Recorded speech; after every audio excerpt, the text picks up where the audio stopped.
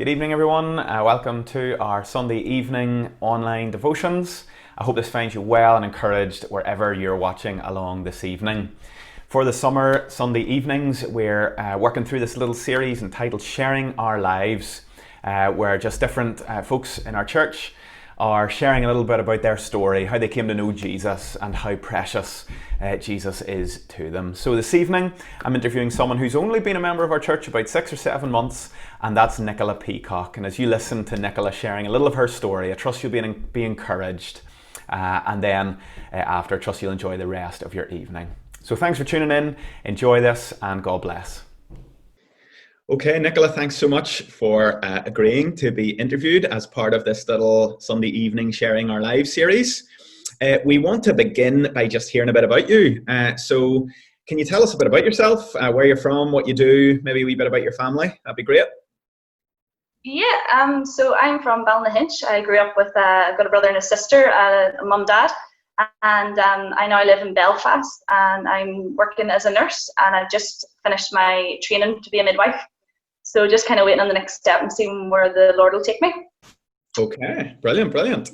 And along the way, you have given your life to Jesus and become a Christian. Can you maybe share with us a little bit of your story as to how you came to know Christ? Yeah, sure. So so in our house, we were a church attending family. We went to church every Sunday, and as me and my brother and sister, we were sent to Sunday school and other things that went on in church. But we weren't Christians, so I guess we just went every Sunday. And for me, I thought it was just something that we did in our culture to be good people, or to find out how to be a good person, or I'm not really sure. I can't really remember that stage, but that's kind of how I grew up in that and how I felt about church. So I guess a couple of things happened. I became a Christian when I was 10 years old, and a couple of things happened leading up to that. So the first thing was that God had started to speak to me through his word and through the teaching of his word, and also his spirit. And I really was challenged by what I had been learning in church and in Sunday school, and learning about him, and that he made me and that he loved me. And a few questions I kind of was like, well, did he actually make me? And if he did, then that's amazing, and he actually knows the plans for my life. And also then I learned about sin and how each of us are born with sin, and it says that in the Bible, and that we fall short of the glory of God. So that really started to challenge me, and I really started to think about that. And then I learned a course about Christ, God's son, dying on the cross for my sin, and how that I needed to believe in him and ask for forgiveness to spend eternity with him. And the other thing was that my mum had recently just became a Christian. So all the things I'd been learning about in Sunday school and church, I just saw at home in her life. And it was truly amazing. And I'm so thankful that that happened. She was praying to God. She was reading her Bible, and not just on a Sunday. And she was learning more about God. So, God just worked through those things, and he really spoke to me. And then I decided to give my life to him. So it's when I was 10 years old, and it was on a Sunday night, and I just remember sitting, and God just really, really challenged me. And I just knew then it was either I gave my life to him or I didn't. So I did. I asked him for forgiveness, and I said I want to believe in you. And I just knew that he loved me, and I just prayed that he would use me to tell others, wherever that would be, and just that I would be a witness for his glory. Yeah, wonderful, Nicola. It's wonderful to hear that. Something of that journey, how just you saw such a change in your mum, and how that had an influence on you, and you heard God speaking to you through his word. That's just wonderful to hear. So encouraging.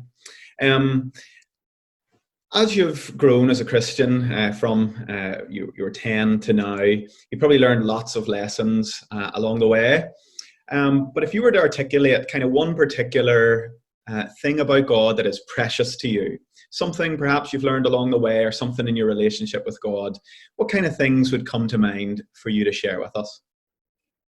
Yeah, so as I thought of this, I kind of I've just thought about God's been teaching me this right through my journey with him and relationship with him. And I think it is that God is never changing. And what I mean by that is that from even even anything from now, we're sitting in a pandemic, and we once had our diaries full, to them being totally stripped away and empty, to whatever else is happening in the world that changes, or me in my personal walk with God, there's been times where I have drifted away. There's been times where I have put others before God or other things and idolized other things, or just tried to do life by myself and on my own strength. But no matter how those things have happened, that I just know that God never changes, and I've always came back to that. God has always led me back to him. And it says in his word, Jesus Christ, he is the same yesterday, today, and forever.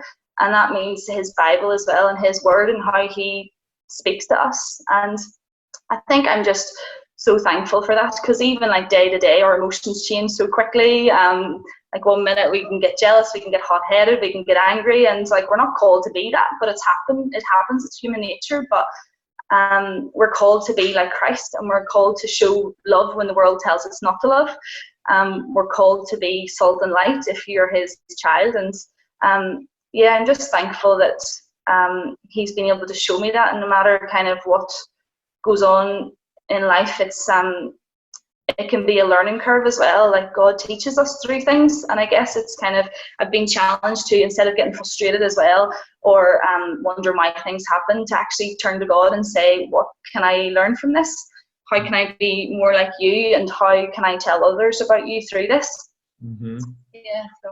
Yeah, wonderful. It's just so wonderful again to hear you say that just in the midst of all the changes of life, the Lord is steady and constant in his love for us. Yeah. Well, now just I'll maybe ask you another question. I know we hadn't discussed this, but while we're on it, or while we're on here, I may as well go for it. You're now working as a nurse, trained as a midwife. How do you find kind of your faith in the Lord helps you in just day-to-day working life, and the busyness of kind of pressures that you experience at work? Yeah. So I think I've learned through the years, or God has taught me through the years, that I think just knowing that we can talk to him at any time. He's such an approachable God. Like, I think as well, like when I became a Christian, like you kind of think that God is this big almighty God, which he is, but at the same time he's a personal, loving God who cares about the little things. And I can't even think of like different things, but there's small things where you kind of be in work and you just kind of stop, or you just pray to God, or you bring someone alongside you for an encouraging word, or he uses you in a certain way that day, and you may not even realize or know it at the time, but you just know that he's there, he's with you, or he's working through you, or he's brought someone along to encourage you. And I think so it's probably in the small things, in the details. God really shows you his character, his love for you, how he really cares. And there's been so many times in work where it's been hard at times, and there's been tough times, but there's been, God really uses each moment, I believe anyway, and to either teach us something, or to use us, or to challenge us. So I just try, and I know there's days where I go into work and I maybe have read his word, and I go in and I just completely forget what I've read, and I just go off on my own, and I get stressed, and I know that happens to us all, but he's still, like I said, he never changes. He comes beside us and he encourages us and speaks to us. So there's been and as well, I think we're very blessed in this country too. There are Christians in the same kind of medical field too. So there's been times as well in work, whatever ward I've been working in or place, that God has brought like good Christian people in as well, and you encourage each other. And there's times maybe where I came away being like, oh, I feel like I missed an opportunity, or you can put yourself down so quickly.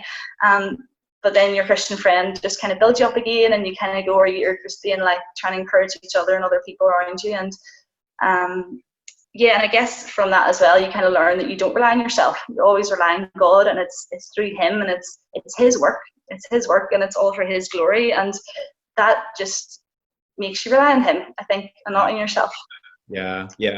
And so just as we close in, Nicola, if there was someone listening into this and they were sort of interested in Christianity, but maybe for some time they've been holding back and they're uncertain, what kind of things would you want to say to that person to encourage them?